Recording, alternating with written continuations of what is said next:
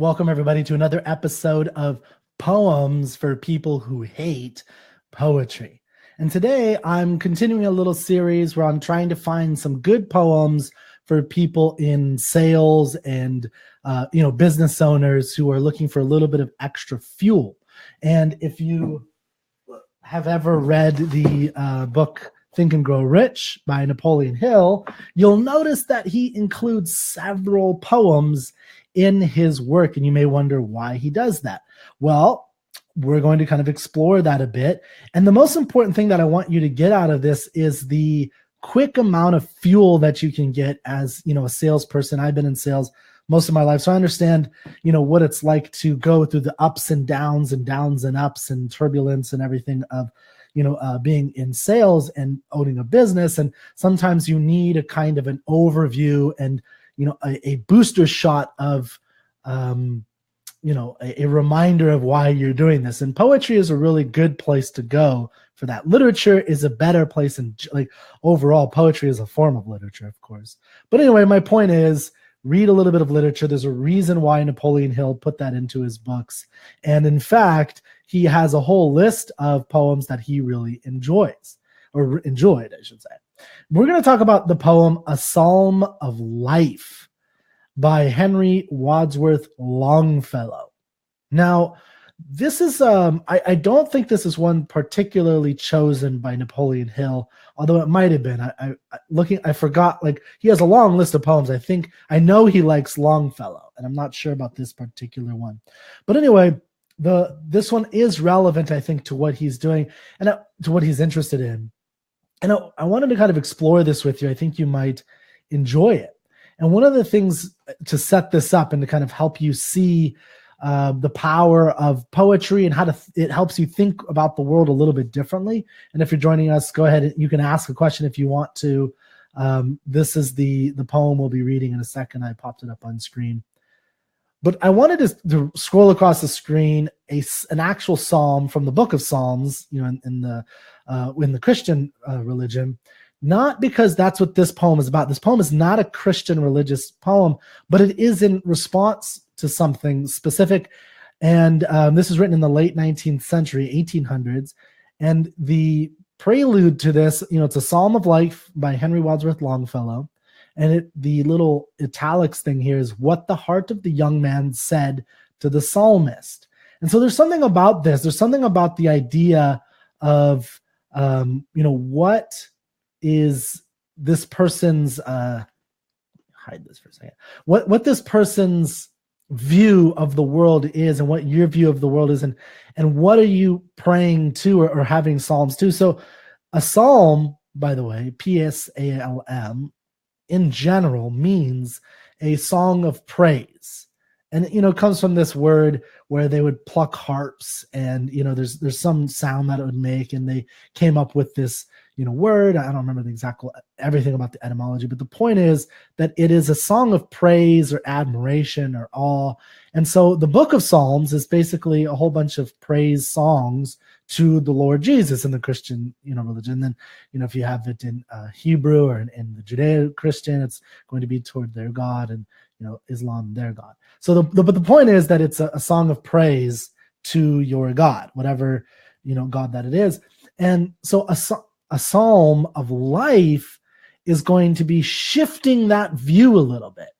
And it's going to be focused on, life, obviously. And so one of the questions, and why I bring up the Think and Grow Rich, one of the big questions is that Napoleon Hill kind of touches on, but it's not as prevalent, is before you believe certain things about your life and about what success is, what is it, is being rich all there is in life? Is that the most important thing to you, is getting $1 million, $1 billion? Even though your kids hate you, your wife cheats on you, and everyone thinks you're a slanderer and a fool and a thief and everything. I mean, there's probably more to life than that, I would imagine. Could you live a great life as a, just middling $40,000 a year, but you're like this pillar of the community that everybody goes to? So anyway, the point is that there's a lot of different aspects of life, and this poem is a very particular view of it that I think can help you think about your life a little bit differently. So I'm going to read the poem, and I want to keep this whole thing a little shorter, but I'm going to read the poem, and then we'll kind of go through it together, what I call a converse with verse. Okay. A Psalm of Life by Henry Wadsworth Longfellow. What the heart of the young man said to the psalmist. Tell me not in mournful numbers, life is but an empty dream. For the soul is dead that slumbers, and things are not what they seem. Life is real, life is earnest, and the grave is not its goal. Dust thou art, to dust returnest, was not spoken of the soul. Not enjoyment and not sorrow is our destined end or way, but to act that each tomorrow finds us farther than today. Art is long and time is fleeting. Ooh, what is this? There is a weird box on my screen. I do not know what it is. Okay. That's weird. We will continue. Okay. Art is long and time is fleeting. Ignore this box. I don't know what's going on. My computer's blowing up. Art is long and time is fleeting, and our hearts, though stout and brave, still like muffled drums are beating funeral marches to the grave.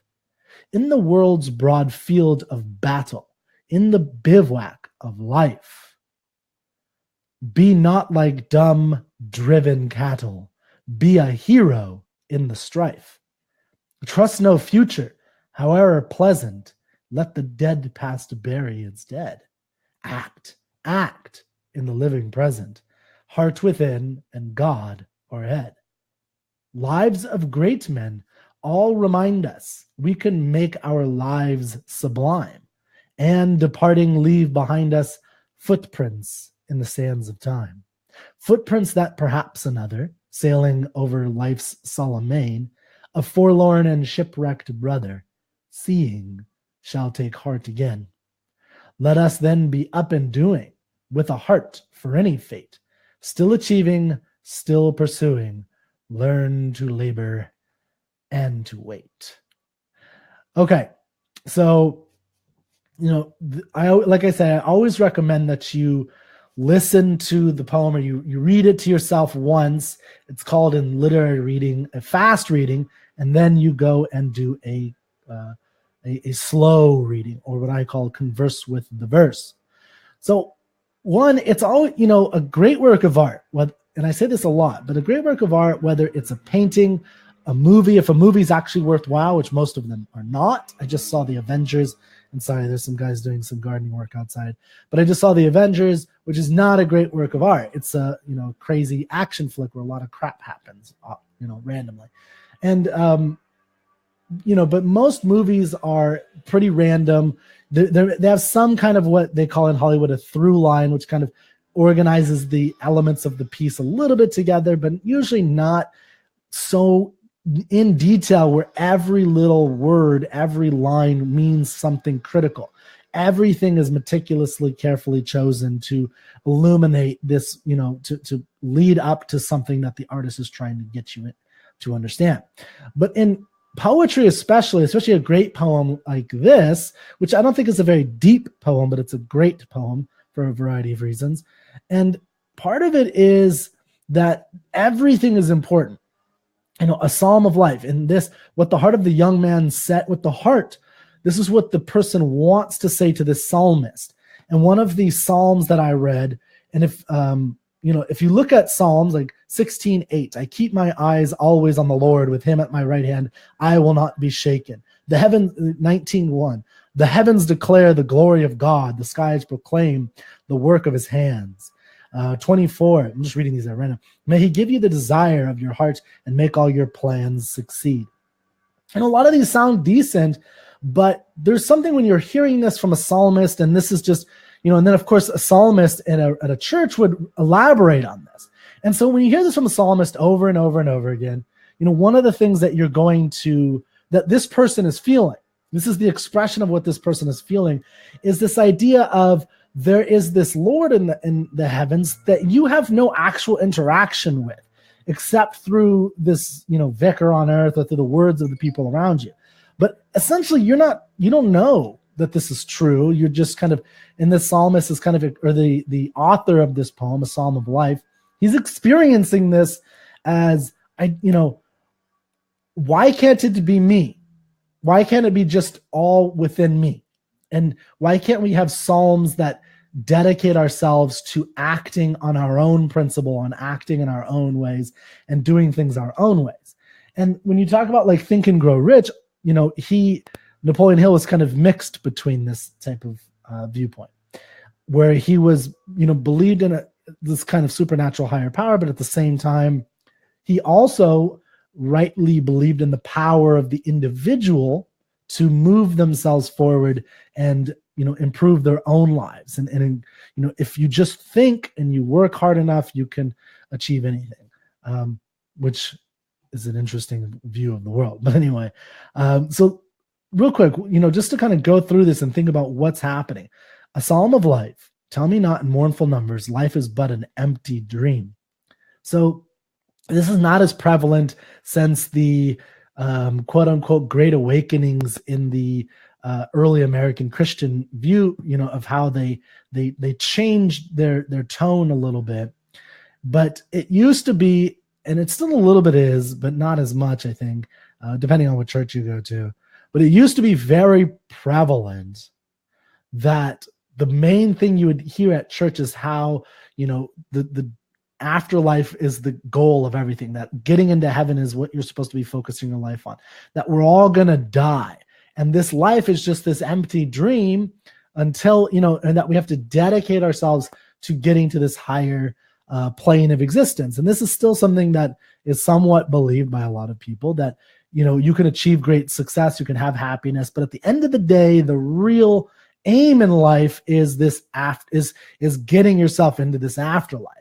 And, so different religions and different churches and different viewpoints are going to have different answers to the question, well, can you have a good life where you're happy, you're successful, you have a beautiful, spouse, you have great kids, and you make a lot of money, and you're a little bit selfish and things of that nature, and get into heaven? Like, are both of those? And everyone's going to have a little bit of a different answer to that question.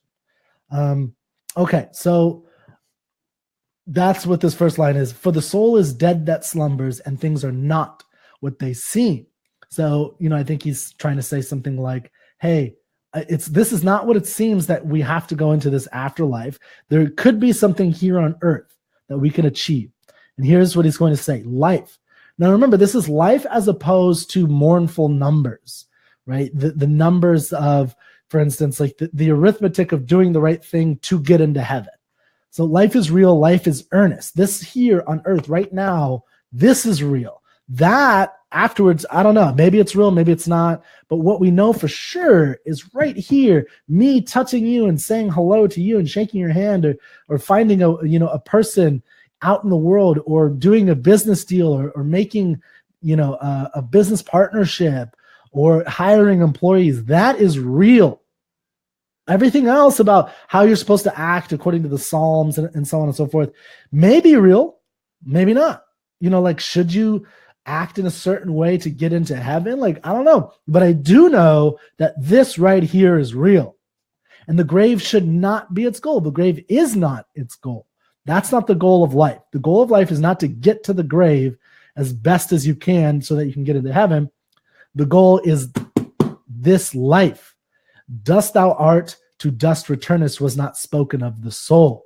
And so he's kind of shaping a little bit, the author here, of what he means by soul. He's kind of differentiating soul from what you may normally think of it as, like this immortal soul.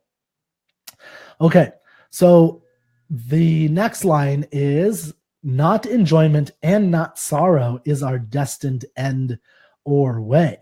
So way meaning like method, path, the way you're supposed to, like in a religion, there is the way. Some religions have like the 5 pathways or whatever it is. But the idea is that there's ends and there's means to get there. And he's saying not enjoyment, but also not sorrow, not suffering, not tragedy, not pain. Neither of those is our destined end or means. Our destined end or means, or what we should be doing, is to act, that each tomorrow finds us farther than today. So this is a very, have a definite purpose type of mentality, where your goal should be your goal for the future to be better than you are today. That is one of the things that I think this poem is talking about. And, there's a story in here about Edison and the bum who thought his way into Edison's work. And the man who thought his way into partnership with Thomas A. Edison. I don't remember the guy's name, if I can find it real quick. Barnes something. But the idea was that he started off as this complete bum. He had no money, he had nothing. And he believed that if he just worked hard enough, he could get into partnership, like not just work for Edison, which was really easy for him. Once he found his way to Orange, New Jersey, excuse me, Barnes was able to get into work for him, but for Edison, but on a very, very entry-level job that he would have given to any 18-year-old. But through hard work, Barnes was able to find a way to get into to have a better life in the future and partner, look for opportunities to partner with Edison, because that was his, as Napoleon Hill put it, his burning desire and his definite purpose. His definite purpose was not to work for Edison, but to work as his partner. And Barnes never gave that up. And so, I think it's a really good story, and there's a lot of cool stories in Think and Grow Rich. And that, I think, is what this is saying, is that, Barnes suffered. He had sorrow in that time period while he was working for trying to work his way up. But that nor enjoyment itself, pure pleasure, neither of those was his destined to end our way. His destined to end our way was that each tomorrow found him better than today. Art is long, time is fleeting. Now, art, by the way, isn't necessarily just like a painting. Art is also just in general, like the light bulb is an art, or a sale is an artwork. If you're a salesperson or you're a business owner, that's your art. It's basically any work produced by human creative skill and imagination. A business partnership, if you find this person that in your field that you like, or in a related field, and you say, you know what, I think if we went together, we could do even more. That partnership in the business that you develop, that is art. A lot of people don't like to look at it, but it is. It's art. Art is long and time is fleeting, and our hearts, though stout and brave, still like muffled drums are beating funeral marches to the grave. Excuse me. And our hearts, though stout, is thick and strong and brave. So we have, when we're young, especially, we have these strong hearts. But what Longfellow is pointing out here, like muffled drums are beating funeral marches to the grave. So you can have this creative skill, this business that is long lasting. But remember, time, or your time on earth, is fleeting. So even though he's not denying in this poem, life is real, life is earnest, that we're going to live forever. Or he's not saying that. He's just saying we are here. There's something we should be striving for, that that each tomorrow finds us farther than today. And keep in mind that your stout heart is going to give out and you will die. And our hearts, though stout and brave, still like muffled drums, still like muffled drums are beating funeral marches to the grave. One of the things in reading poetry is try to pay attention to the usage of commas and other grammatical structures, because they're doing this on purpose to pause you. And our hearts, though stout and brave, still like muffled drums are beating funeral marches to the grave. So he's trying to stress certain things. In the world's broad field of battle, so the world that we're living in is a battlefield. In the bivouac of life. Now, a bivouac, if you don't know, which I had to look this up, so it's okay. A bivouac is basically a temporary shelter.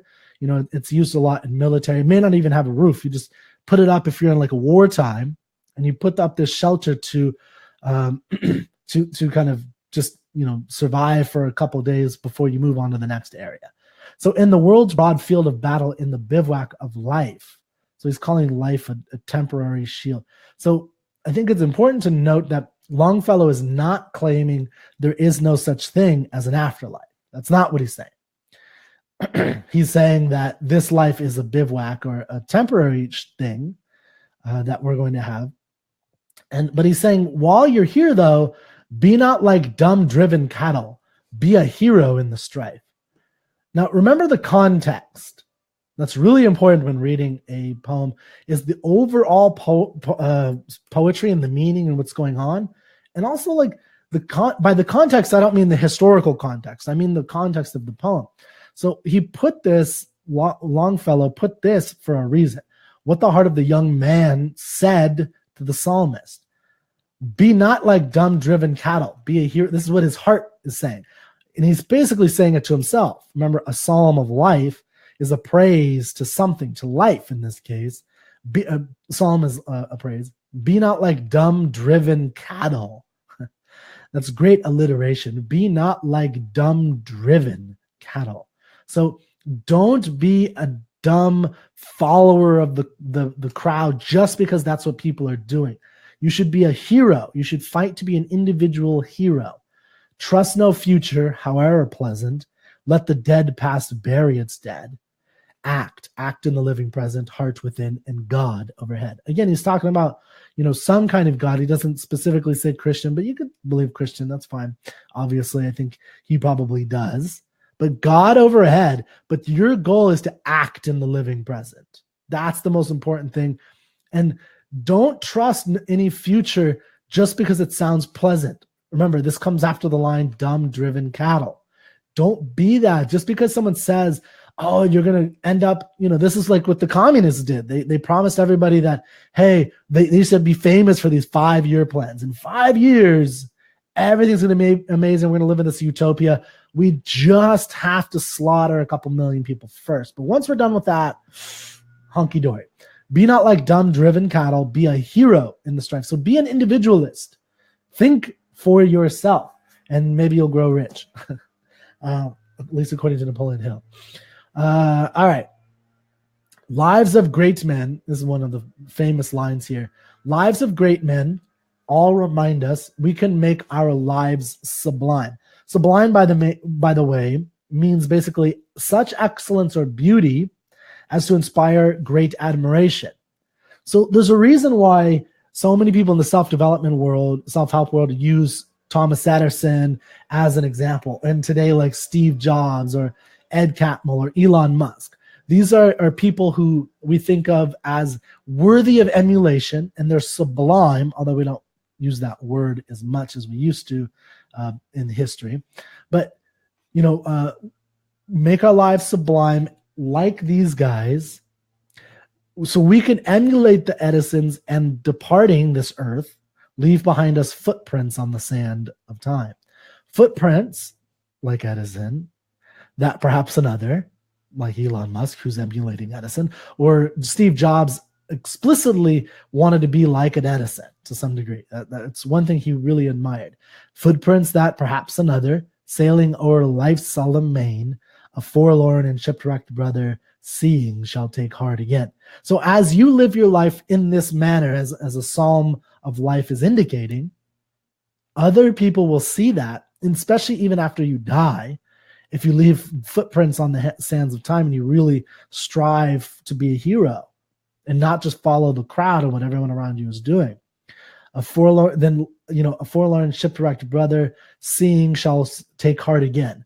And I think that's really true. Like, as you go through life, people are going to be at downs in their life. They may be depressed and lost their job, and maybe they just found out they're sick and they have a difficulty in, paying their bills, or they just, whatever it is, their wife left them or their husband left them or whatever. And they're at this pit, or maybe they just don't know what to do with their life, right? And you're at this top. Well, by being the best you can and by really fighting so that tomorrow's better than today, you show them a path that they can lead. Just like when you're at a bottom, or even if you're here and you want to be even higher, you can look at someone who's higher. And Steve Jobs did that, for instance, when he got fired from the company he founded. He was fired from Apple. And in his little hiatus, when he was gone, he started a company called Next. He actually met and tried to get mentorship from some of the greatest business owners like of IBM and these grand individuals so that he could learn from them. So even Steve Jobs learned from other men. Let us then be up and doing with a heart for any fate, still achieving, still pursuing, learn to labor and to wait. Labor and wait. So anyway, I hope you kind of enjoyed that little reading and quick discussion. I think it's a great poem. You can find it, just a Psalm of Life, print it out, put it on your wall if you like it. You can order a print of it. Like I'm sure there's prints all over the place of it in an artwork. It's a great little thing to check out and remind yourself to have praise of life, not just the afterlife, and not, you shouldn't, and you should make this explicit. You shouldn't just leave it as like this, oh yeah, of course, Kirk, I have a psalm for life. No, it's not enough. You need to constantly be focused and see it and be able to defend it to yourself and to the people around you, why you're fighting every single day. Because I promise, even if you're at a high right now, eventually you're going to hit some lows. Life's going to hit you in the face really hard. Something bad's going to happen. And you got to have the energy and the skill and the foresight and the fortitude to keep moving on. So thank you, and I'll see you next time for Poems for People Who Hate Poetry.